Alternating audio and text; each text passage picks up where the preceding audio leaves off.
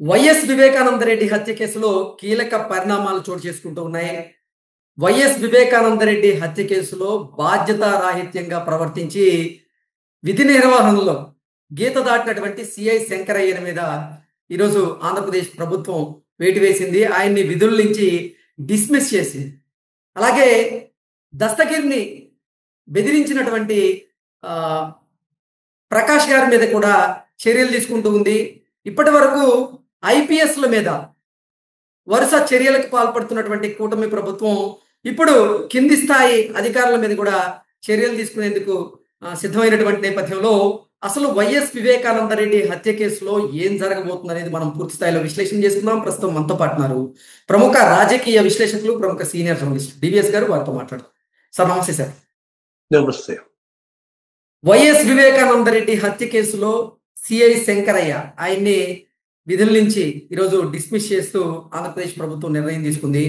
ఆయన విధి నిర్వహణలో భాగంగా బాధ్యతారాహిత్యంగా ప్రవర్తించి సాక్ష్యాలను తారుమారు చేసేందుకు కూడా ఆయన సహాయ సహకారాలను ఉపయోగించారని ఏకంగా ఆయన ముఖ్యమంత్రి గారికే నోటీసులు ఇచ్చేటువంటి ప్రయత్నం చేశారు.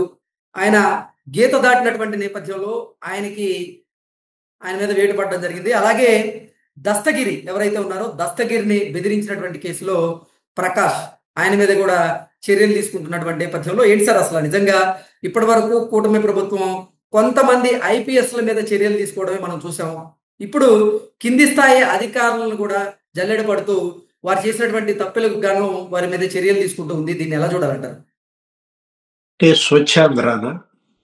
ఓకే, ఏంటి మొత్తం ఊడి చేస్తున్నారా? ఈ చెత్తనంతా ఈ ఊడి చేసే క్రమంలో అదే ప్రక్షాళన, ఇది అధికార యంత్రాంగాన్ని ప్రక్షాళన చేయటం, అటు ఉన్నత స్థాయి నుంచి మరి దిగువ స్థాయి వరకు మనం చూసాం. ఐపీఎస్లు చాలా మంది సస్పెండ్ అయ్యారు. అసలు అప్పట్లో విమర్శ జగన్మోహన్ రెడ్డి పాలనలో ఏది ఐపీఎస్ ని జేపీఎస్ గా చేశారని, అంటే జగన్ పోలీస్ సర్వీస్ అయిపోయిందని, లేకపోతే ఐపీసీని జేపీసీగా మార్చారని, ఇండియన్ పీనల్ కోడ్ కాస్త జగన్ పీనల్ కోడ్ అయిందని, అసలు రకరకాలు ఏదో రాజారెడ్డి రాజ్యాంగం అని ఎంత చెడ్డ పేరు తెచ్చుకుంది ఏది పోలీస్ యంత్రాంగం. మనం చూసాం పిఎస్ఆర్ ఆంజనేయులు, ఆ కాదంబరి జత్వాని కిడ్నాప్ దగ్గర నుంచి అంటే అసలు అతను ఏ విధంగా ఏది మొత్తం కింద స్థాయి వరకు యంత్రాంగాన్ని ప్రభావితం చేశాడు, తన గుప్పిట పట్టాడు. ఆయన అరెస్ట్ అయ్యి జైలుకి కూడా వెళ్ళినట్టున్నారు. ఏది డిజీ కావాల్సినాడు పిఎస్ఆర్ ఆంజనేయులు. అట్లాంటి వ్యక్తి ఇప్పుడు మరి బయటకు వచ్చినట్టున్నాడు మెడికల్ బెయిల్ పైన. నాకు తెలిసి 5-6 ఐపీఎస్లు సస్పెండ్ అయ్యారు.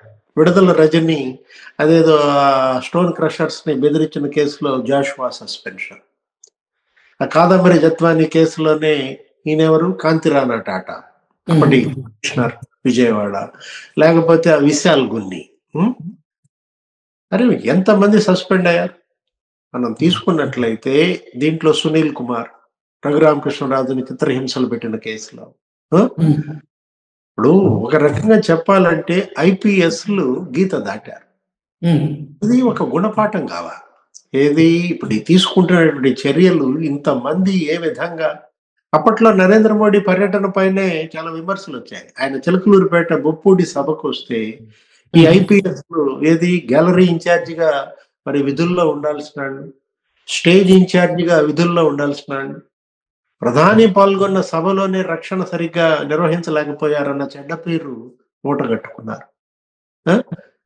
వాళ్ళకి అప్పట్లో మెమరాండం ఇచ్చింది ఎలక్షన్ కమిషనే ఇచ్చింది బోల్డ్ మందికి, పరమేశ్వర్ రెడ్డి అని, శివశంకర్ రెడ్డి.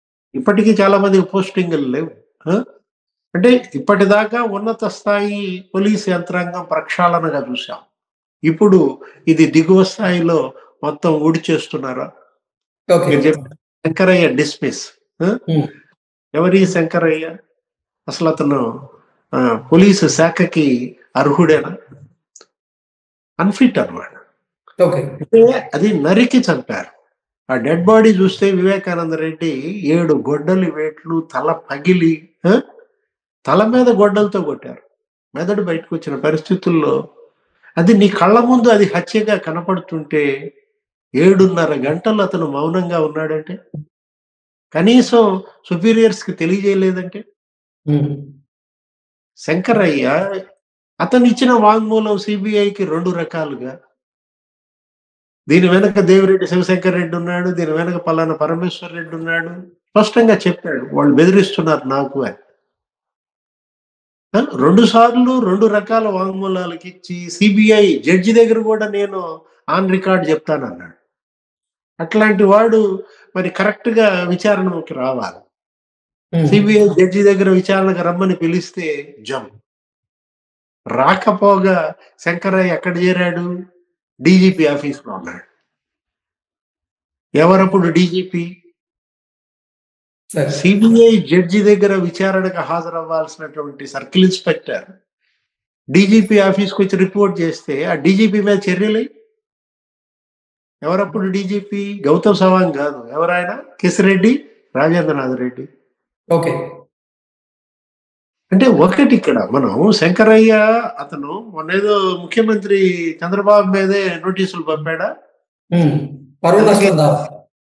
1,45,00,000 వేసినట్టున్నాడు. నా పరువుకి చంద్రబాబు అప్రదిష్ట తెచ్చాడు అన్నట్టుగా. ఏంటి నీ పరువు? ఒక సర్కిల్ ఇన్స్పెక్టర్ పరువు అంట సీఎం తీశాడంట. ఎక్కడ సీఎం స్థాయి, ఎక్కడ సర్కిల్ ఇన్స్పెక్టర్ స్థాయి? ముఖ్యమంత్రికే నోటీసులు ఒక సిఐ పంపే దుస్సాహసానికి తెగబడ్డాడంటే ఎవరి అండ చూసుకుని? నష్టం కేసు వెనక ఉన్నది ఎవరు? వేసాడా, వేయించాడా? వెనక ఎవరి హస్తం ఉందంటారు? అదే కదా. ఇవాళ గోరంట్ల మాధవ్ అనేవాడు అప్పట్లో జేసీ దివాకర్ రెడ్డి మీద ప్రెస్ మీట్ పెట్టి మీసం తిప్పాడు. ఆయన ఏది పోలీస్ ఆఫీసర్స్ అసోసియేషన్ ప్రెసిడెంట్ గానే ఏదో ఉండేవాడు గోరంట్ల మాధవ్. జేసీ దివాకర్ రెడ్డి వాళ్ళ మీద ఏంటి, ఆయన ఎంపీగా ఉన్నాడు, ఏమో మీసం తిప్పి ఏంటి తొడగొట్టినంత పని చేశాడు ఈయన ప్రెస్ మీట్ పెట్టి. పోలీసులను అంటావా అంటూ. నచ్చింది జగన్మోహన్ రెడ్డికి, వీడు పనికి వస్తాడు అనుకున్నాడు. ఏం చేశారు? అతనికి ఎంపీ టికెట్ ఇచ్చాడు. ఇప్పుడు శంకరయ్యకి ఎంపీ టికెట్ ఇస్తాడా? ఇప్పుడు కాబోయే వైసీపీ ఎంపీ అభ్యర్థి శంకరయ్య ఎక్కడిస్తారు? కడపిస్తాడా? అక్కడ అవినాష్ రెడ్డి పోటీ చాలా ఉంది కదా సార్. అంటే ఒకటి ఇది ఒక గుణపాఠం అంటోంది. అదే ఏది, మీరు పోలీస్ శాఖలో చేరింది దేనికోసం? నేరస్తుల కొమ్ము గాయడానిక? కళ్ళ ముందు ఆధారాలు తొలగిస్తుంటే, రక్తపు మరకలు తుడిచేస్తుంటే 2 లీటర్ల బ్లడ్. అరే శవానికి వాళ్ళు కట్లు కడుతున్నారు, కుట్లేస్తున్నారు, పెర్ఫ్యూమ్ జల్లుతున్నారు, పూలు జల్లుతున్నారు, పంపించేయాలని చూస్తున్నారు అంత్యక్రియలకి. నువ్వేంటి విగ్రహం లాగా చూస్తున్నావా? డిస్మిస్ కాదు, దీన్ని ఇంటరాగేట్ చేయాలి, కేసు పెట్టాలి. హంతకుల కన్నా డేంజర్ వీళ్ళు. హంతకులను కాపాడే అధికారులు హంతకుల కన్నా ప్రమాదకారులు. లేకపోతే అతనున్నారు, మీరు ఎవరు, ప్రకాష్ దస్తగిరి జైల్లో doctor Chaitanya Reddy medical camp అంటూ వెళ్తాడు. జైల్లో మెడికల్ క్యాంప్ పెట్టాలంటే ఆ గ్రామంలో, ఆ టౌన్ లో, ఆ నగరంలో ఒక బాగా అనుభవజ్ఞుడై ఉండాలి. 25-30 ఏళ్ళు వైద్య వృత్తిలో ఉండాలి. ఆ హాస్పిటల్కి రమ్మని పిలుస్తారు. కానీ నిన్నగాక మొన్న ప్రాక్టీస్ పెట్టినాడిని అతనికి మెడికల్ క్యాంప్ పెట్టమని పర్మిషన్ ఇచ్చావా? అతను వచ్చిన మెడికల్ క్యాంప్ పెడతానిక, ఈ బెదిరింపుల క్యాంప్ పెడతానిక? ప్రలోభాల క్యాంప్ పెట్టాడు. ఏది, దేనికేమో మెడికల్ క్యాంప్ ముసుగులో వచ్చాడు, అక్కడికి వెళ్ళి బ్లాక్ మెయిలింగ్ క్యాంప్ అన్నమాట. దస్తగిరి బ్యారక్ లోకి చైతన్య రెడ్డి వెళ్ళాడు అని చెప్పి ఎవరు చూస్తున్నారు? ఆ బ్యారక్ ఎదురుగా ఉన్న బీటెక్ రవి చెప్పాడు. వేరే కేసులో అరెస్ట్ అయి బీటెక్ రవి ఉన్నాడు అదే జైల్లో. చైతన్య రెడ్డి మా బ్యారక్ దగ్గర రావడం ఏంటి, ఆ ఎదురుగా దస్తగిరి దాంట్లోకి వెళ్ళడం ఏంటి అని అతను ఆశ్చర్యపోయి అతనే ఇచ్చాడు వాంగ్మూలం. దస్తగిరే చెప్పాడు కదా నాకు 20 కోట్లు ఆఫర్ ఇచ్చాడని. చైతన్య రెడ్డిని శిక్షించటం అది సరే, ఇప్పుడు అతనికి ఫెసిలిటేట్ చేసినటువంటి ప్రకాష్ ఎవరు? ఈ సూపర్నెంట్ 20 కోట్లు తీసుకుని నోరు మూసుకుంటే సరి, లేకపోతే లేపేస్తామన్నారు. ఎవరిని? దస్తగిరిని. అదే సిబిఐ ఎస్పీ రామ్ సింగ్ కేసులో. అంటే ఒకటి ఇక్కడ ఆ డిప్యూటీ సూపర్నెంట్ జవహర్ బాబు, ఆమె ఎవరు? పుష్పలత. ఆ ముగ్గురిని మరి క్రమశిక్షణ చర్యలకు ఏదో చేపట్టినట్టున్నారు. అంటే ఇవాళ వాళ్ళ పోలీస్ స్టేషన్ నుంచి నీకు ప్రక్షాళన ప్రారంభం కాల. ఎందుకంటే అదేంటి రక్షక నిలయాలు, అవి కాస్త భక్షక నిలయాలుగా మారాయి. ఓకే. పోలీస్ స్టేషన్లోనే నీకు నేరస్తుల పుట్టినరోజు వేడుకల, కరుడు గట్టిన క్రిమినల్స్ పోలీస్ స్టేషన్లో బర్త్డే పార్టీలు చేసుకున్నారు. అక్కడ ఉన్నటువంటి స్టేషన్ హౌస్ ఆఫీసరు, అక్కడ ఉన్నటువంటి సర్కిల్ ఇన్స్పెక్టర్ వాళ్ళు కేక్ కట్ చేసి వీడికి తినిపిస్తున్నారు. ఓకే. ఎన్ని దృశ్యాలు మనం చూసాం అప్పట్లో జగన్మోహన్ రెడ్డి పాలనలో. అరే, డ్రైవర్ సుబ్రహ్మణ్యాన్ని చంపి డోర్ డెలివరీ చేసినాడికి ఊరేగింపులు, వెల్కమ్లు, రెడ్ కార్పెట్ పరిచారు అతనికి. ఎవరు? అనంతబాబు. అంటే అది అప్పుడు జగన్మోహన్ రెడ్డి 5 ఏళ్ళు క్రిమినల్స్ హెవెన్ గా మారింది. ఆంధ్రప్రదేశ్ రాష్ట్రం నేరగాళ్ల స్వర్గంగా మార్చారన్నమాట. చెలరేగిపోయారు మాఫియాలు, అన్ని రకాల మాఫియాలు. ఒక మాఫియా రాజు. ఇప్పుడు ప్రక్షాళన ప్రారంభమైంది. ఇవాళ 0 క్రైమ్ నమోదు కావాలి.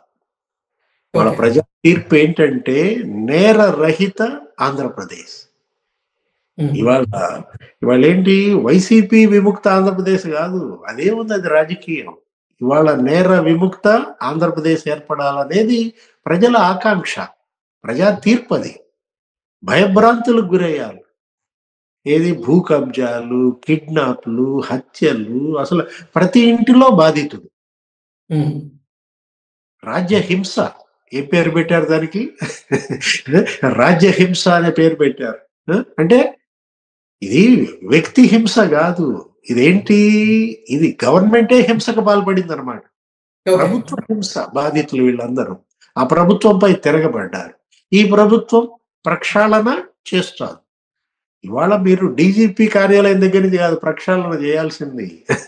ఇవాళ ప్రక్షాళన చేయాల్సింది పోలీస్ స్టేషన్ దగ్గర నుంచి, పునాదుల దగ్గర నుంచి ప్రక్షాళన చేయాలి పోలీస్ యంత్రాంగాన్ని. ఆంధ్రప్రదేశ్ రాష్ట్రంలో కూటమి ప్రభుత్వం కొలువుదీరి 16 నెలలు పూర్తి అయింది. ఈ నేపథ్యంలో ఇప్పటికీ కూడా కొన్ని విభాగాల్లో జగన్మోహన్ రెడ్డికి అండగాగేటువంటి కొంతమంది అధికారులు ఉన్నారనేటువంటి ఆరోపణలు అయితే వస్తున్న క్రమంలో వారందరి మీద కూడా ఇప్పుడు చంద్రబాబు గారు అలాగే కూటమి ప్రభుత్వం చర్యలు తీసుకోబోతుందా అంటే ఏం చెప్తారు సార్? అంటే నువ్వు ఇట్లా దొంగ తెలుగుగా మాట్లాడితే నేనేం చెప్తాను? అసలు నేనే చెప్తా. ఇప్పుడు రఘురామకృష్ణరాజు నిన్నేదో మాట్లాడాడు. డిప్యూటీ స్పీకర్ స్థాయిలో మరి రఘురామకృష్ణరాజు వ్యాఖ్యలు సంచలనం. ఏంటి, ఆయన సెక్రటేరియట్ లోనే సునీల్ కుమార్ మనుషులు ఉన్నారు. ఏపీ సెక్రటేరియట్ లో గుండెకాయ, ప్రభుత్వానికి అదే గుండె. సచివాలయంలో మరి సునీల్ కుమార్ మనుషులు పనిచేస్తున్నారు. అదేదో అంబేద్కర్స్ అదేదో మిషన్ ఏదో ఉంటుంది ఆయన, దానికి సంబంధించిన ఫాలోయర్స్ అందరూ కూడా ప్రభుత్వ సమాచారాన్ని ఎప్పటికప్పుడు బయటికి పంపిస్తున్నారు సునీల్ కుమార్ నుంచి సాక్షికి లేకపోతే వైసీపీకి.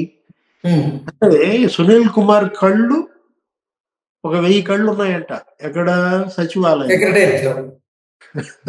భూమన కరుణాకర్ రెడ్డి ఏమో నాకు 2000 కళ్ళు ఉన్నాయి టీటీడీలో అంటాడు. అంటే టీటీడీలో 2000 కళ్ళు భూమన కరుణాకర్ రెడ్డి.